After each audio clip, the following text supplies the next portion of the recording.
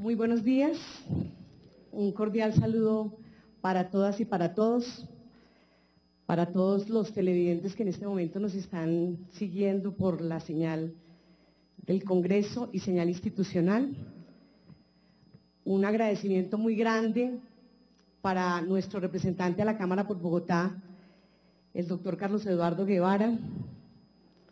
Un saludo muy especial para todos los funcionarios, para todas las autoridades, los representantes de los diferentes ministerios que nos acompañan el día de hoy, pero también un reconocimiento muy grande y toda mi solidaridad con las víctimas de siniestros viales que en el día de hoy nos acompañan, a doña Pastora, a don Roberto, a Kelly.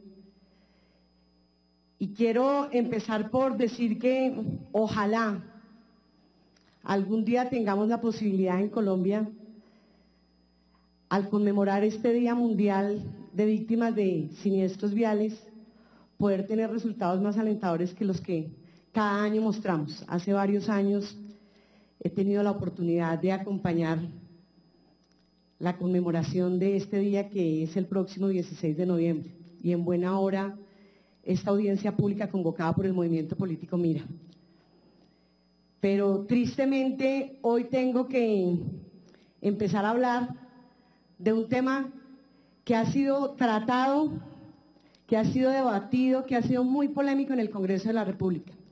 Desde hace 8 años, en compañía de nuestro senador y quien hoy nos acompaña, el senador Manuel Virgüez, también congresista del movimiento político Mira. Desde ese momento en que nosotros llegamos al Congreso de la República decidimos trabajar este tema porque no éramos ajenos a la realidad de lo que estaba viviendo Colombia en el mundo frente al tema de la siniestralidad vial. Y hemos logrado muchas cosas, y usted lo decía, don Roberto, sí, la verdad son muchas leyes las que se sacan, pero la intención del legislador siempre ha sido ayudar, promover, fomentar no solamente cultura ciudadana, no solamente sanciones penales, sino administrativas, pero vemos que algo pasa y algo falla, y creo que eso va a ser el objeto de la intervención que hoy vamos a tener, porque infortunadamente anteceden a las leyes y luego con posterioridad vemos los mismos siniestros y vemos los casos y qué pasaría. Como autora de la ley 1696, que todavía no cumple un año de entrar en vigencia, que tan solo lo cumple ahora el 19 de diciembre, quiero decirles que cuando esa ley fue sancionada por el Congreso de la República, en la que logramos el concurso de varios congresistas, senadores y representantes de la Cámara, que en principio el tema no les interesaba, pero que poco a poco durante 8 años fueron sensibilizándose. Cuando esa ley salió aprobada pensamos que habíamos dado un paso gigantesco, y sí, dimos un paso gigantesco y hemos logrado salvar vidas, no las que quisiéramos, pero es que con el solo hecho de registrar una sola víctima de accidentes viales por causa de conductores en estado de alicoramiento, ya ahí hay unas reflexiones que empezar a hacer. Entonces, yo creo que se hace necesario contextualizar a todo el país. Y yo escuchaba la intervención de don Roberto, lo he escuchado en muchos escenarios. He tenido la oportunidad de acompañarlo a él a plantones, haciendo un llamado a todos los colombianos, a los bogotanos, al gobierno, pidiendo justicia por lo que pasó. Y créanme que seguramente el dolor de él fuera menos si hubiese visto que después del accidente fatídico donde su hija perdió la vida, esto no se hubiera vuelto a presentar. Pero cada vez que un accidente se da, creo que es echarle sal a esa herida que todavía está viva. Porque ojalá y todos esos muertos y esos lesionados, esos heridos, esas personas que han quedado en condición de discapacidad, sirvieran para que se tomara conciencia y se sensibilizara de este tipo de comportamientos. Es que no es lo mismo causar la muerte o la lesión en un siniestro de tránsito cuando son causas externas las que lo generan. Por ejemplo, ¿cómo pedir conductas ejemplarizantes, sanciones ejemplarizantes, en un caso de siniestro donde pierden la vida personas o quedan lesionadas por falta de señalización o por la mala infraestructura de las vías.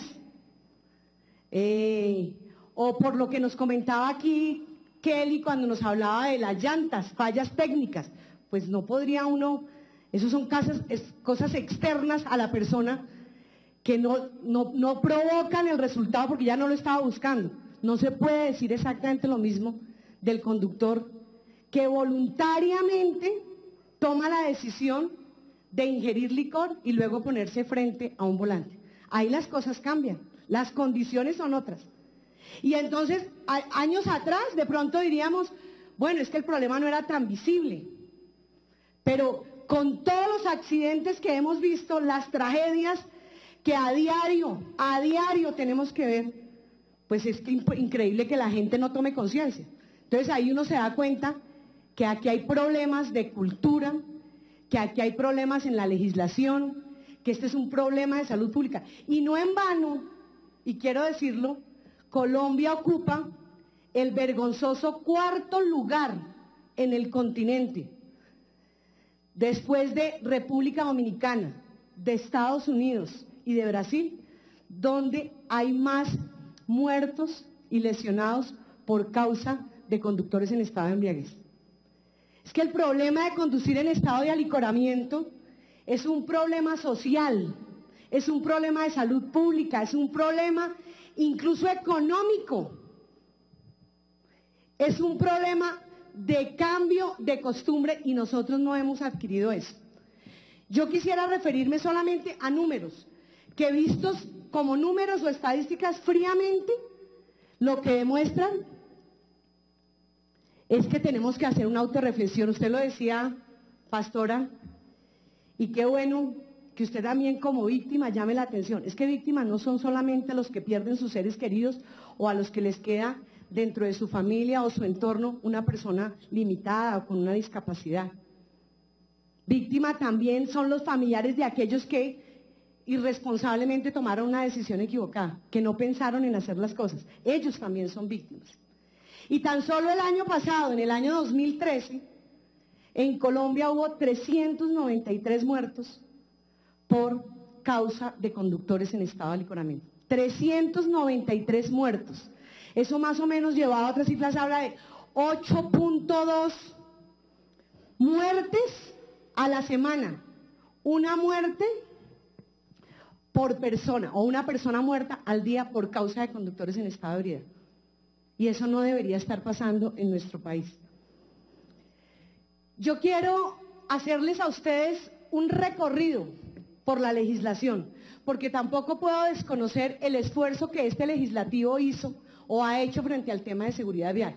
Y qué bueno que hoy nos acompañen funcionarios del Ministerio de Justicia, que haya personas que están representando al Consejo de Política Criminal, porque es bueno poner el contexto y empecemos a hablar responsablemente de este tema, que este tema no sea mediático, que entendamos que este tema no tiene por qué tener color político, que este es un tema de vida, este es un tema de seres humanos, y muchas cosas en este tema de seguridad vial y en el caso de conductores ebrios no ha avanzado porque ha habido, como tú lo decías, pastora, protagonismos y no han dejado que el tema salga y que se le den las soluciones que deban darse.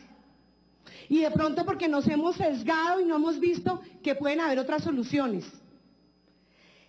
Cuando el senador Manuel Virgüez y el senador Carlos Alberto Baena llegan aquí al Congreso de la República, lideran con quien les habla iniciativas legislativas muy importantes.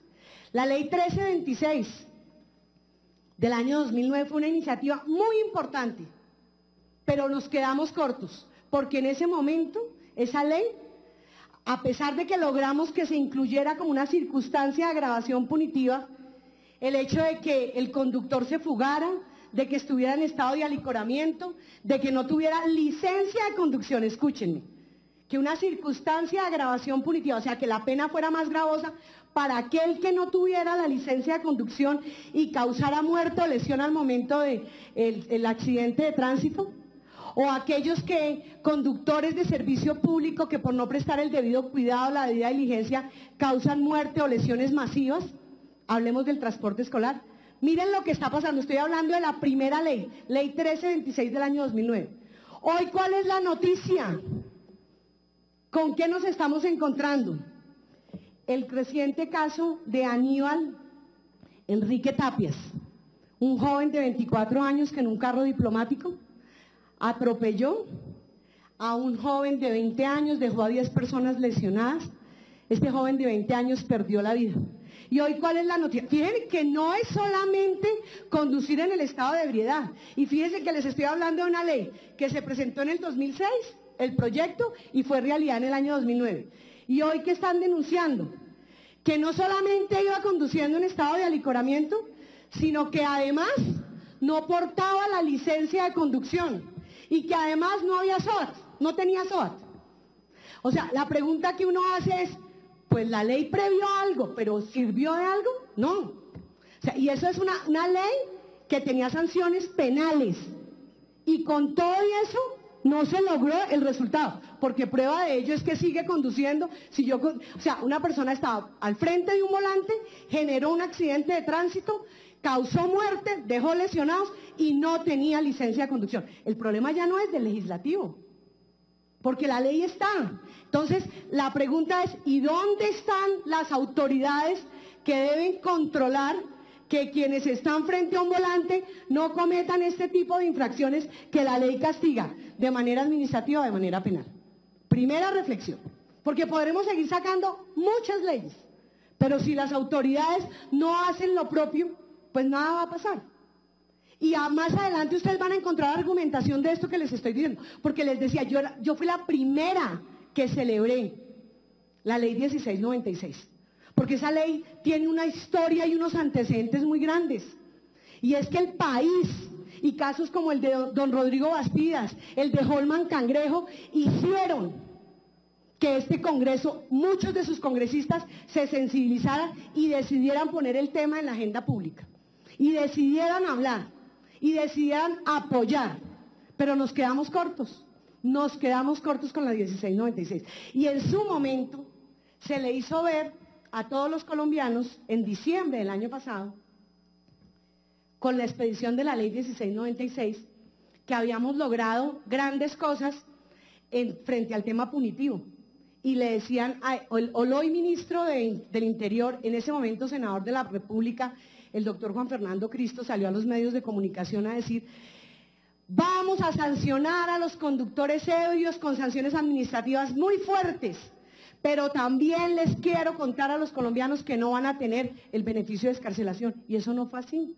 No fue así, eso no quedó en la ley, porque la intención del legislador en ese momento sí era esa, que los conductores en estado de ebriedad no pudieran gozar del beneficio de la casa por cárcel. Pero lo que no quisieron advertir en ese momento algunos legisladores, a pesar de que lo dijimos incansablemente, es que con la reforma al Código Penitenciario que se aprobó también en diciembre del año pasado, con la pena que se había logrado, el delito seguía siendo excarcelable. ¿Y qué reclaman hoy las víctimas? Justicia. Justicia representada en ¿qué? Que es injusto que mientras que las víctimas están llorando a sus muertos o están visitándoles en unidades de cuidados intensivos, el victimario que irresponsablemente ingirió licor y luego se puso frente a un volante, goce del beneficio de la casa por cárcel.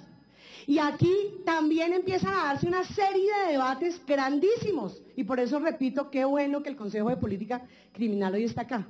Porque el argumento en su momento era, pero es que ¿cómo se les ocurre pensar que los conductores ebrios vayan a la cárcel? Si es que miren el hacinamiento carcelario que estamos viviendo, la crisis carcelaria. Y en ese momento se dio un menú de posibilidades, porque es que nosotros no estamos diciendo que tienen que ir a los centros de reclusión. Hablamos y propusimos que se habilitara algo que ya hoy existe y que a lo que no se le daba operatividad, que son las casacárceles para conductores, que existen. Conozco de la infraestructura que tienen estos sitios y están vacíos porque son un requisito de funcionamiento de los centros integrales de atención. Un centro integral de atención no podría funcionar si no tiene una casa cárcel. Y a pesar de que están en esos sitios, eso no está habilitado y se podría hacer una verdadera política de resocialización. Pero lo importante fue que salió la ley. Así le hubieran dicho al país que el delito era excarcelable. Pero ojalá y no tuviéramos que hablar más de penalización del tema, porque con la ley hubiésemos logrado los resultados que queríamos. Pero yo les quiero decir que hay unas cifras que son dramáticas de mostrar.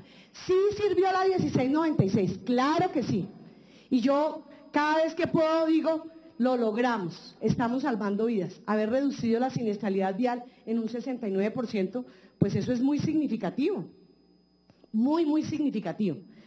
Pero les quiero contar que a pesar de que estamos salvando vidas, volvemos a tener el mismo problema. Tenemos la ley, pero algo está pasando en las autoridades. Y antes de decirles qué está pasando con la 1696, también en el histórico que estamos haciendo, para que no tengamos el argumento del derecho penal como la última ratio y que es lo último que se debe utilizar, porque ¿cómo vamos a utilizar el derecho penal antes de empezar medidas de prevención, de pedagogía, de cambio de cultura? Me voy a referir a otra ley también de autoría del movimiento político, mira, y fue la ley 1383 del año 2010. En esa ley logramos sanciones administrativas, incrementamos las multas y creamos una categoría especial para quienes conducían en estado de ebriedad. ¿Y qué pasó? ¿Las cifras redujeron? No. Pero luego vino otra ley que yo celebro, que incluso el Observatorio Nacional de Seguridad Vial hace poco en un encuentro que tuvimos, reconoció la importancia de la ley. Es una ley que es pedagógica, es cultural, es la ley 1503 del año 2011, en la cual el gobierno nacional tenía la obligación de reglamentarla en 6 meses. Y es una ley que fue reglamentada solamente en diciembre del año pasado. Y todavía no está entrando a aplicar aquí en Colombia, todavía no está aplicando. Debo reconocer y debo darle un mérito a la Secretaría de Movilidad en Bogotá, porque está haciendo un programa piloto con la ley. Y ahí no estábamos hablando del tema punitivo, estábamos hablando del tema pedagógico, del cambio de cultura, de la educación. Con esta ley, ¿qué dijimos? Oiga, preparemos y eduquemos a la gente, pastora, a educar al ciudadano. ¿Y educarlo desde dónde? Desde las instituciones educativas. Y fue así como quedó contemplada en la ley, la Cátedra de Seguridad Vial. No solamente para los niños en preescolar, también para primaria, también para secundaria, y traspasamos, dijimos, aún en las universidades, porque es que si uno mira las estadísticas, quienes más son víctimas son los jóvenes de nuestro país. Los jóvenes entre 15 y 29 años, los de mayor morbilidad o mortalidad por causas de siniestros viales.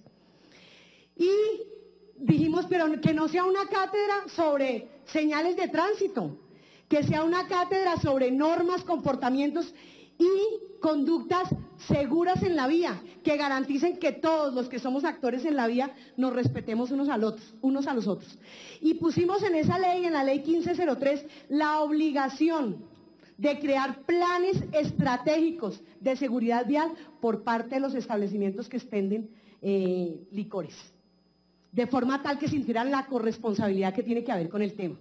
Y pusimos también en esa ley que en Colombia hubiese un portal para poder identificar en un mapa de siniestralidad o tener georreferenciado cuáles son las zonas más críticas de siniestralidad vial. ¿Cómo es posible que hoy, por ejemplo, en el caso de Bogotá, estemos escuchando con una tranquilidad que hay lugares reconocidos y reconocidos como las esquinas de la muerte? Y si eso está reconocido, la pregunta es, ¿por qué no han intervenido esos sitios para tomar correctivos de prevención, para que no sigan siendo calificadas como las esquinas de la muerte y que ese reconocimiento se dé solamente porque hay muertos o hay heridos? Eso debería ser algo que debe poner a reflexionar también a las autoridades. Posteriormente, como vimos que la pedagogía, la cultura, lo penal, decimos, bueno, algo habrá que hacer, porque es que la gente no cambia la cultura. Las autoridades poco intervienen, la gente no cambia la cultura. Vino otra ley, la 1548, que la trabajamos de la mano en ese momento, recuerdo también, con el ex senador Juan Lozano. Y con esa ley se creó en Colombia el grado cero de alcoholemia, apuntando a experiencias en otros países que en Colombia hubiera tolerancia cero. Porque hay quienes dicen todavía, y esa es parte del cambio de cultura que debemos tener, que eso tomarse una copita de vino o 2 cervecitas, eso no hace daño, eso no afecta, eso es una exageración. ¿Cómo se les ocurrió colocar esas multas tan grandes porque uno se toma una cerveza o 2 cervezas? Lo que la gente no sabe o quiere ocultar o prefiere mejor invisibilizar el tema es que el consumo de licor está altamente ligado al organismo de cada persona y eso es propio e individual. Y no todos los organismos reaccionan igual al consumo de bebidas embriagantes o sustancias psicotrópicas. Entonces, en algunos casos, el consumo de bebidas embriagantes con un solo vino, una sola copita o una sola cerveza puede dejar a la persona en un grado de embriaguez muy alto y por eso pueden generarse accidentes que le causan lesiones a otros o incluso a él mismo. Eso es importante que la gente también lo recuerde.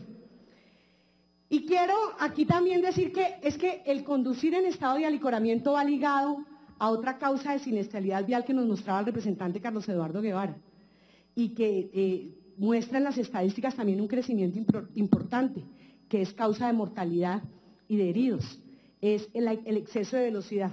Y es que qué matrimonio que hay entre conducir en estado de embriaguez y el exceso de velocidad. Una cosa lleva de la mano. Entonces, ahí no podemos separar los siniestros viales que estamos viendo en nuestro país.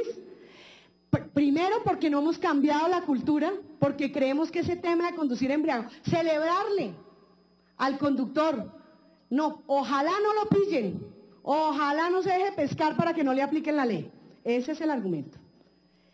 Y quiero, ahora sí, entrar a mirar los alcances de la 1696, que créanme, y se los digo a ustedes, es como mi orgullo como legisladora, mi orgullo, porque sentí cuando esa ley salió que estábamos haciendo algo grande por este país, porque estábamos salvando vidas, por una que fuera, salvar vidas fue importante. Y miremos allí los resultados de la 1696 en cifras. En el año 2013 hubo 1.659 accidentes, comparado con 1.403, estos datos son a 31 de octubre.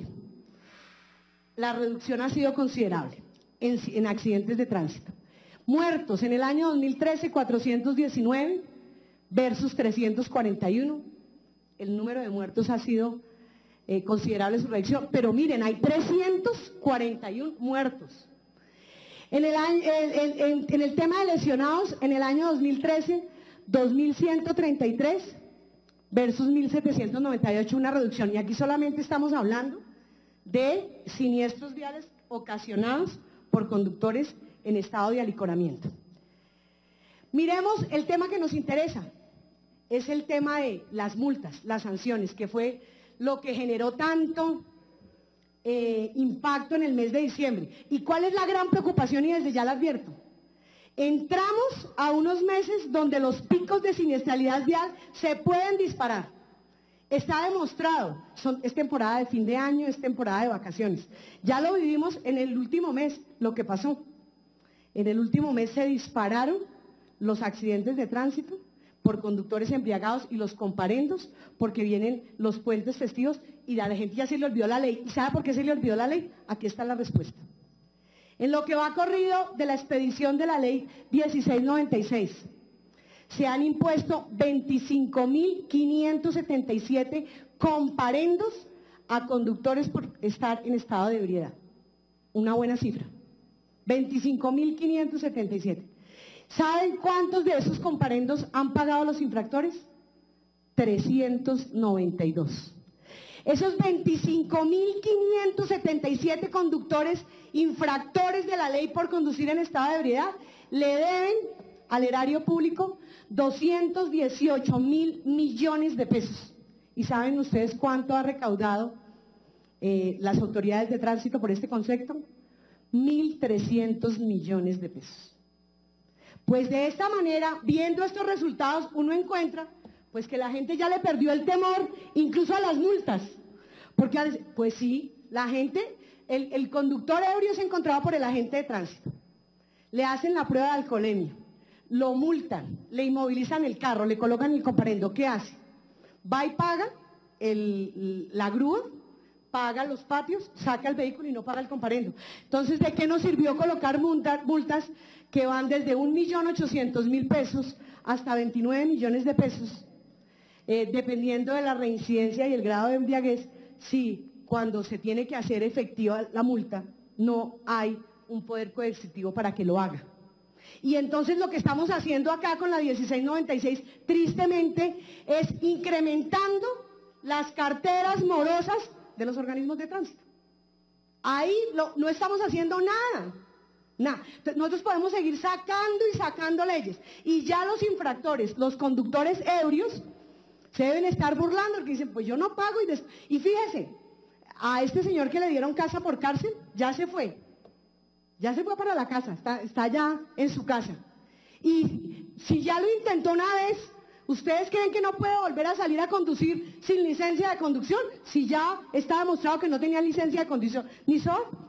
Entonces, ese es el análisis, la reflexión que tenemos que hacer nosotros. ¿Qué hay que hacer? ¿Cómo llamar la atención de la justicia colombiana? ¿Cómo decirle al legislador? ¿Cómo hacerle entender al Consejo de Política Criminal que un conductor en estado de ebriedad no puede ser considerado como una persona que no es un peligro para la sociedad? Claro que sí lo es, claro que sí lo es. Yo lo he escuchado de muchas víctimas y he retomado sus palabras. Es que un conductor en estado de ebriedad se convierte en un potencial asesino. Y aquí la reflexión que yo hago es que ahora, por sexta vez, y ya no lo vamos a intentar más, yo creo que esto ya no debe ser una responsabilidad del movimiento Mira, senador Virgüez. No puede ser, lo mismo ingeniero Carlos Eduardo. Nosotros ya lo hemos intentado de todas las formas.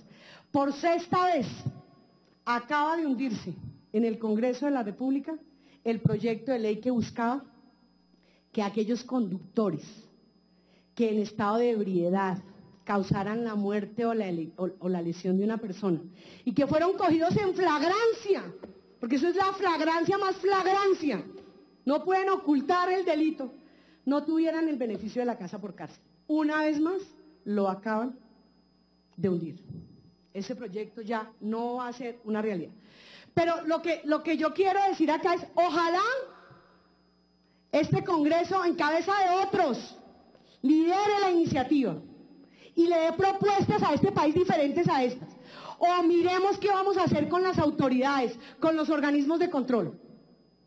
Porque seguramente en un año, Pastora, don Rodrigo, Kelly, no sé si en este mismo escenario o en otro público, tengamos que volver a la conmemoración del Día Mundial de las Víctimas de Siniestros Viales, siguiendo contando la historia, hablando de más y más muertos.